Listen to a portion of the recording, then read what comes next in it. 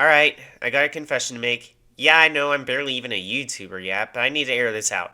If I get canceled, whatever, YouTube isn't my main revenue stream. It's from killing security guards on longer shifts and stealing their paychecks. I actually unironically enjoy reality TV shows. Oh,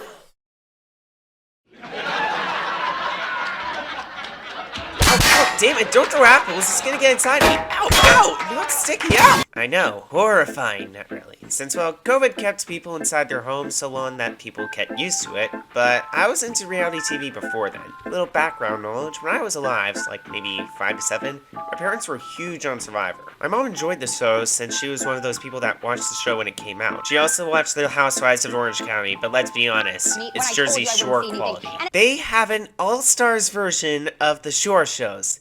A fucking show about stupid people with no element of competition has an all-stars version. How? Anyway, after I was killed, stuffed and put into my suit, I wasn't really into reality TV until I found, as you probably realized by the title, Escape the Night.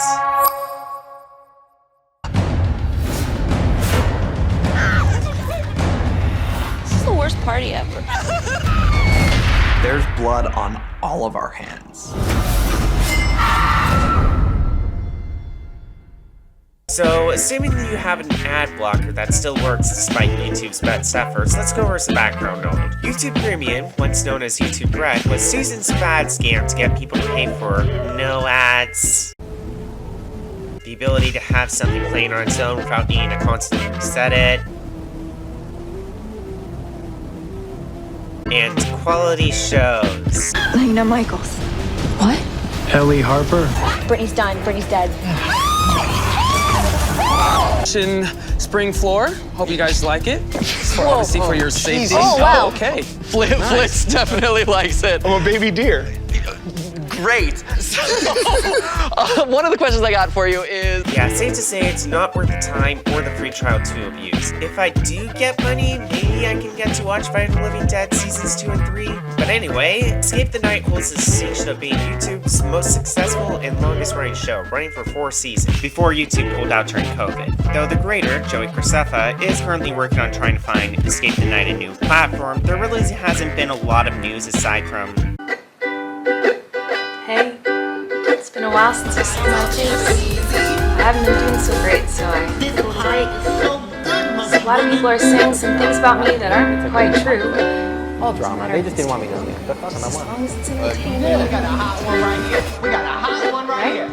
And like, I need to escape this having fun? cycle. I need to get out of this. All reasons you're probably here. But anyway, I'd like to establish how this game, in terms of format, works. I'll explain the general rules later, but how this show works is described as semi-scripted. Joey, while he always participates in the seasons, he's always going to make it to the end no matter what, since it is his show. There are instances of scripted deaths, but to the show's credit, it does a good job at ensuring there are as few scripted deaths as possible. Yeah, I said deaths. What are you, a coward that looks in the comments for jump scares? I'll show you something more horrifying. Good quality content on YouTube Premium. So I'm probably not going to go into too much depth about this outside of the first 2 episodes, which are basically episode 1. I want to get some short form content to build this channel up first. If you're curious on the show, I have a playlist of the show in the description. Just close the playlist tab so you don't look at the thumbnail. Trust me, it will help your viewing experience.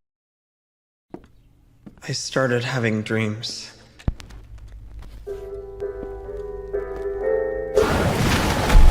This guy is implied to be Joey's relative, by the way, but I think they shouldn't have had Joey playing that role since they made it confusing. I don't know why they were thinking unless that leads into something they planned for, but I think that was a really odd choice in casting. About a house. A house that was built without hands. And then one day I received a letter and it became mine. Life had been breathed into a fantasy.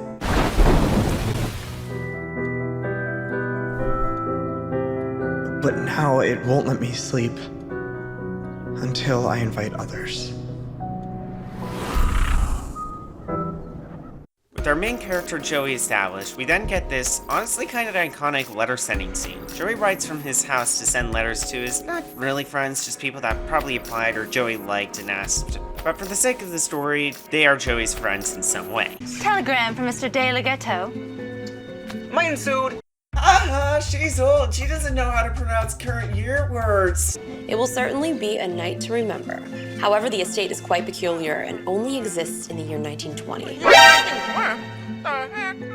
To enter its grounds, you must be dressed entirely with clothing of that era. If you are carrying anything from the modern world, the house will simply never appear for you. Yes, the reason the cast is dressed the way they are is literally how they're even in the house to begin with. Which I like to imagine how it would work going to different time periods. Like if you want to go to the 90s, you have to dress in baggy clothes. And if you want to travel back to the 2000s, you just wear a bunch of emo shit. In 2010s, it's a FNAF t-shirt or whatever kind of horror game t-shirt that came out during that time. Must be a weird conversation to have with someone when they see you in old clothing and the answer you give them is you want to time travel. My driver will pick you up and take you on a road that can only be driven by his mysterious time-traveling automobile. Dear God. With my god-awful jokes out of the way, let's get to introducing the contestants for the show. Shane Dawson. Enough said. Ava Gutawoski, sorry if I mispronounced that, who from first glance looks like an average vlogging channel. Oh. Hey, auto disclaimer, me here. I'm just gonna come in out of character just to give everyone a heads up. I have not watched the video and I have no strong opinions on it or don't even know what the full context is. But I am putting this here because I ask of the viewers, please look at it constructively. Don't jump to conclusions one way or another. Actively, objectively look at the scenario. There's enough fucked up scenarios where people just jump to conclusions already. I mean, the quiet drama happened, and we don't want to have that scenario repeated one way or another. So please, YouTubers or whatever the fuck, just remember to look at videos or accusations objectively. Don't jump to conclusions. Wait for all the information to come out, and make sure to actually view this situation kind of constructively. Just be safe out there, kids. Roselle Green, a YouTube OG that had a brief stint in politics, which is kind of funny to think about. Ollie White, another vlog YouTuber, except British. iJustine, who competed with Joey on a separate show, Fight of Living Dead, where she was killed off in the midpoint of the show. Andrea, who despite being called a fixer, is just some standard makeup channel. Not sure where fixer came from. But let's face it, I'm an animatronic. I don't care whatever the fuck humans do. At, now known as Nadeshot, is another vlogging channel who, as the show goes on, I'd probably act like if I was in his shoes. Any mints? Any gum? Mints? I don't know how long I have to complete this last step, so I skimmed through the beginning of the note and it reads, pour the holy water from head to toe on this woman and then put the rosary on top of. And I pick up the note, and as I read through it, I find out that I had the choice of either putting the rosary on and killing, or I could put the rosary on my own neck and kill me right on the spot. Don't even read the book. It doesn't matter. We killed off all of our friends just to get the 4 artifacts, and then we find out we need to do more just so that we can kill even more people to hopefully get out of the house. This is never going to end, and we are all going to die. Sierra, another makeup channel, and another person that before watching I didn't know about. Lele Pons, a Vine immigrant who did pretty well for herself post Vine, even if she doesn't gain that much views and attention. Edit me here. Turns out Lele Pons is actually still doing pretty well. She's still in the millions. The highest number I could remember off the top of my head is like 20 million, which surprises me because the last I saw she had some views that were like under a little bit for her channel. No, she's actually still doing pretty good. Good for her. And Timothy, who you know is a mob boss because he enjoyed me as an art form instead of every average person who recoiled in horror. Let me tell you, I'm thoroughly enjoying this so far. Oh wait, no, it's a different girl. Oh, but she's sad. Oh, it's a different girl. I loved it. I always enjoy trippy animated visuals. This is such a nice place. I know. The 1920s, we were just in 2016, then we got in this car, and then here we are. So, like, I think I know what's going on, but I'm really not sure. This party is insane. I mean, I have been to a few YouTube parties. That's a lie. I've been to none. This is the first one I've been invited to. Yeah, we figured. What do you guys think? Welcome to my new house. I want to introduce you all to my wonderful staff that actually came with the house. Arthur, who is head of staff.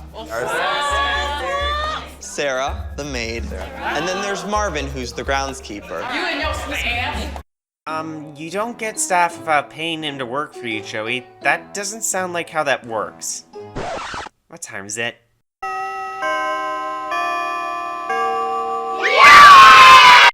Dinner is almost ready, but until then, let's get to know each other a little bit more and have some drinks. So anyway, after that, we have this little montage of them playing around, getting everyone comfortable before tragedy spikes. You know, the usual. There's a lot of funny moments that I feel could speak for themselves, and it shows the personality of the guests without much of a YouTube lens you'd only see when they play a reality TV show once or so. Hit me, hit me, hit me, hit me. Oh, girl, blackjack. I'm gonna deal some cards, and we're gonna gamble tonight. I'm a vegetarian, but I'll let it slide because his outfit's cute. I love the Dark Mistress look. It's gorgeous. Yeah, you know, I'm really into fashion. I really like to make things. I like to fix things. If he has something broken, I can fix it. Really? Yeah. Joe, do you own this house? I need to be part of this house. I mean, it's just big. What you gonna do, Blozell? Hit me one more time. I'll hit you with my best shot. I'm the jazz singer here, sweetheart. Sorry. I know you sing pretty, but I don't do duets. As long as I get my man and my mansion. So would you want to live here your whole life then? Why not? Well, alone? Do you have a girlfriend? No. I guess she didn't watch my video.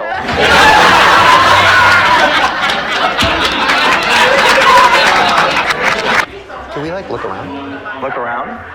No, I think we should just stay down here. Dinner's almost ready, so I think we should just hang out here. Yeah.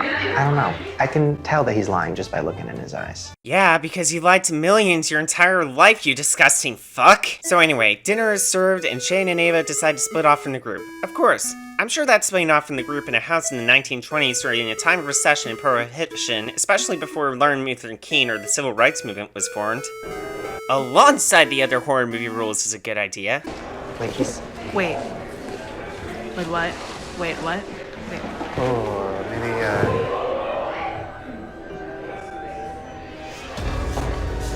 Ignore that, she's covering for my shift. I'm already spending the night working on this video. I think the dinner is ready. Where's the bathroom? You should probably head downstairs. Okay, your turn. I know what you're doing. Let's face it, we all know that Shane would say, I want in, if this wasn't a show.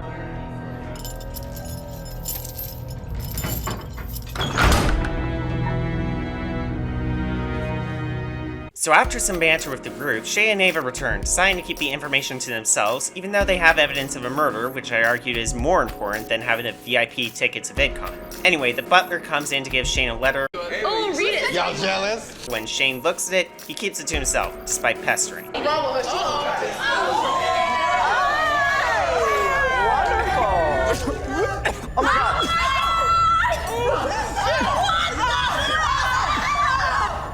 Shane! Oh my god! Okay? I think I got poisoned. Oh, Jesus! He said he was poisoned. By who? I'm reading the telegram. What did it say? It says he's been poisoned. What? So he knew! He knew it? Oh, so he died how he lived, not telling people the important stuff. So anyway, this bit is kind of a taste of how the game works. The guests have to work together to solve the many puzzles in the game, and Joey is allowed to participate in them as well. He isn't aware of the solutions to the puzzles, and he wanted to solve them himself, which makes him feel like an actual player, even though this is his show. Oh, wait, hold on, wait. The square, so we need to get it to the square? Before I even know it, Ollie reaches straight in and feels some sort of box inside, and it clicks in our minds like this must be the key. We have to figure out how to get this box out of this gigantic box. If it's as high as a mountaintop, and Glozell immediately points out that there's something sticking out of the mountain painting. I don't know now. Don't mess up these people's painting. That's someone's painting. Oh, that's on. Oh my gosh. A key! So there's two devils. Mm-hmm. How many souls has he perverted this week? 3 young ones. To confound the king of devils and avoid his fiery wrath, he gives him a riddle instead of a straight answer. Okay. We're YouTubers, we're not mathematicians. Where's the mathematician? All right, guys. I'm Asian, I got this. Oh my gosh! Come on, put your hand in there. It can't fit. Where is it? Where is it? Where is it? Where's the thing? Push it. You gotta push it all the way back here. But there's no way. Let me give it a try here. I'm trying to lend a hand, and she's a little bossy. I don't know what Matt is doing. He was just standing there, and like sometimes he was like talking about like how wrong we were. Do we have like a pen? Pen? We don't have a pen? We don't have time for a pen! We only have 3 minutes. Open your mouth! Who poisoned him? That's my question. You know what? It could be you because you were out with him. Yeah, you're the what were only you one doing that out had there with him? access to him. Peeing! Peeing with poison. Joey, you know what? I think that you might have done it. Why do you think I did it? He has more followers, so you probably tried to kill him. You think I want to kill Shane? Yes. Why would I want to kill Shane? Because every counts. Exactly. Oh, I don't get access. The person who kills someone doesn't get their YouTube account. You are the YouTube killer. The YouTube killer. You are the YouTube killer. You know what? My love for Joey is strong, but he is trying me. He is trying our love right now. I guess she didn't watch my video. Please hurry. 90 seconds. 9, 10, 11, 12, 13. Okay. Right, now it's here. Now it's here. Oh my God, he's gonna do it. I get Instagram, you get his Twitter. Okay, cool. I get his Facebook. Yeah, Twitter's more valuable in the long run. Hurry up! Please! So, Ladies and gentlemen, Is that it? Oh no! time is up. Oh no! Oh no! Jane is dead. Are you serious? And everyone in the comments was sad. This quickly leads to the group turning on each other, but characteristically, when Joey finds that Shane stuffed something up his jacket, we get a basic rundown. Essentially, Shane was part of a group that's called the Society Against Evil. Apparently, they can't spot evil for shit, who are basically fighting an evil presence. The house they're in is apparently built with this so-called evil, just say poltergeist. And with every poltergeist that can't be destroyed with fire, we use a ritual. However, the ritual is missing a bunch of artifacts, and in order to get them, the group must vote 2 to face off in a tough competition. You can make out the rest. Of course, since the group knows the rundown, they go to the car, but it wouldn't be a death game if there wasn't no escape!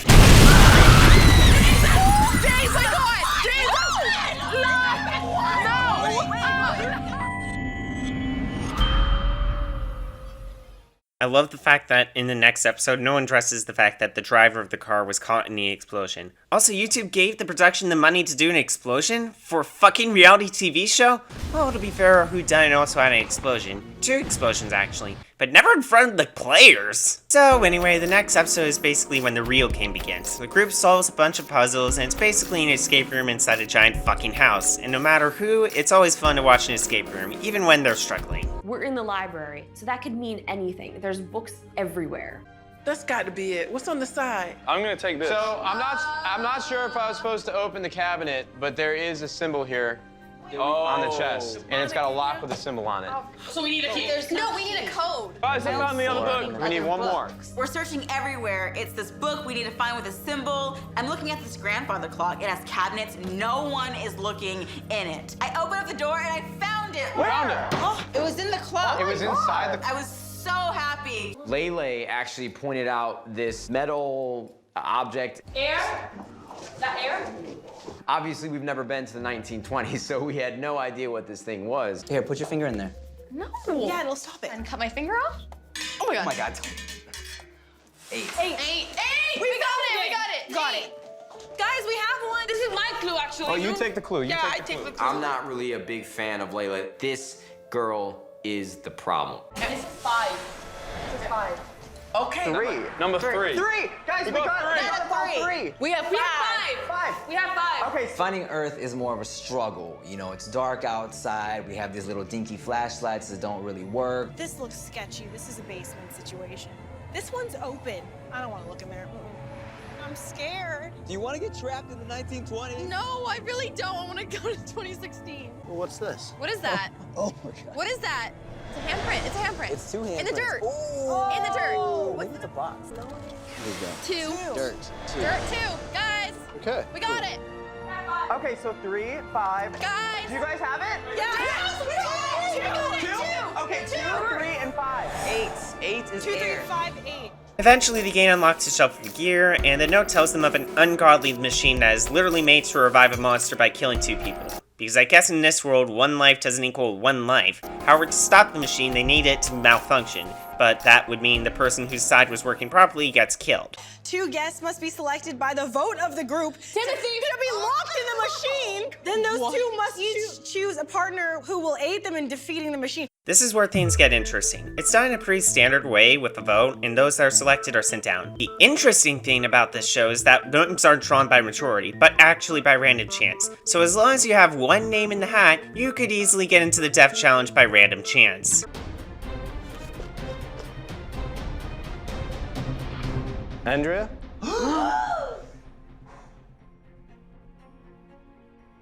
Lily. Wait, oh my god. Wait, what? Wait, so that means I go down in the basement. All of a sudden, my name gets pulled out of the hat. And I'm just like, what? On to the death competition. It's basically that Lele and Andrea have to hope that the person they chose to do the death comp ends up doing the comp correctly. I feel kinda iffy about this since it's basically hoping that you were in that case the first one to be called, and if not, that the person you chose is competent and capable to do the comp better than the other person. The specific comp is also kinda weird. Basically both Jesse and Ava have 30 minutes to get their machine to malfunction, but if both of them fail, then both of the players die. And I guess they still get the artifact? What's also really weird is how the monster for this episode is the only monster in the series to never be seen in the group despite them being the episode's focal character. ETN has a monster for each episode. They end up usually terrorizing or being the one to hold the death comp. There are instances where the monsters are humans or some of them are deliberately not shown, but this monster who had like a ton of makeup on it is really only shown in the intro of this episode. The monster just gets out of bed and goes back to sleep, like it's trying to get some rest before it has to run to work. Anyway, they spend 15 minutes on the first part because they needed to match all the levers on this one map, but after that, Ava dominates the death comp and Justine flops so hard that people thought she was intentionally throwing the comp to get Andrea killed. This is ridiculous. Kinda sketchy though. Justine wasn't taking off her glove when she was doing this. I'm getting really fussy. Really fussy. Girl, you wanna give me a hand? Did you actually take this bolt out? Don't tell I heard anything in it. Oh, yeah! Hallelujah, the bolt has been removed. All right, dang it, like I was so far ahead and now she's catching up to me. What? What's this? Oh, Come on, God. you're almost there.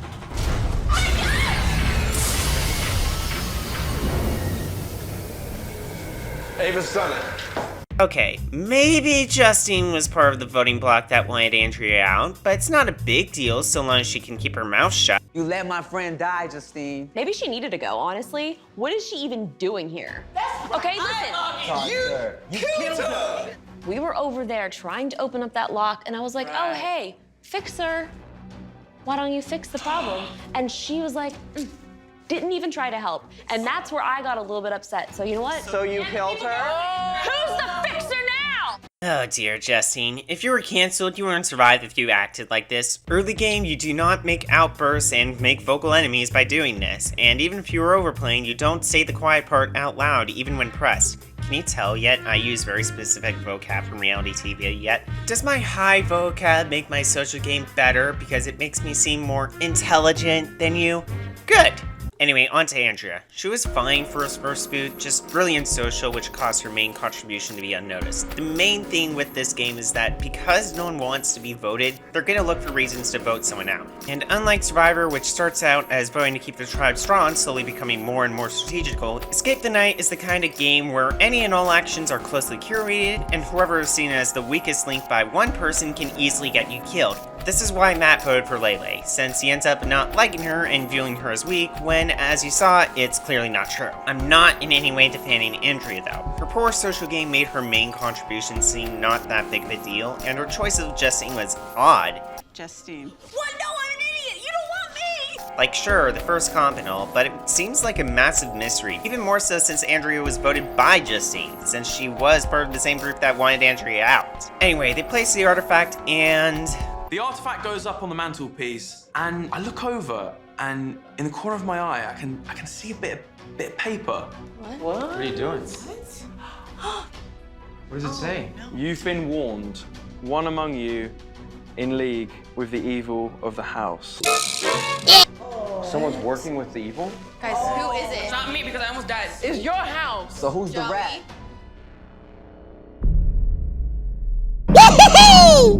So anyway, you can make out what happens. Repeat until a certain amount of episodes. I think the show is good overall, and I've always enjoyed the episodes of the show, even if there were some weaker moments here and there. One of my personal gripes is that the thumbnails often either give away the people that are going to die that episode, or they reveal who's alive up until that point, which can easily help deduce who is going to survive. The show's fate is kind of weird. The fandom behind it is kind of dead. There is the occasional video online of scenarios or news, all of which look like they were made with insert shitty video editing software here. There has been mention of a movie. It's kind of unclear what this movie is about, or even if it's a traditional movie. Joey has revealed some stuff going for season 5, or at least what he planned for it, and it seems like it's going to be a 50s themed season. Although, as said before, Escape the Night's fate is in limbo, and who knows, Markiplier might not end up on the season. But goddammit, I would want to see a timeline where he plays and becomes the king of Indiana Fronted! It is kind of a shame that a series like this is in limbo, especially since a lot of love and effort was put into this series, but I feel like we could get some discussion on the series. It would be good to talk about. The show really helped me get into reality TV beyond just Survivor, and is a unique take on the horror genre. I'm guessing I'm just screaming into the void, but, well,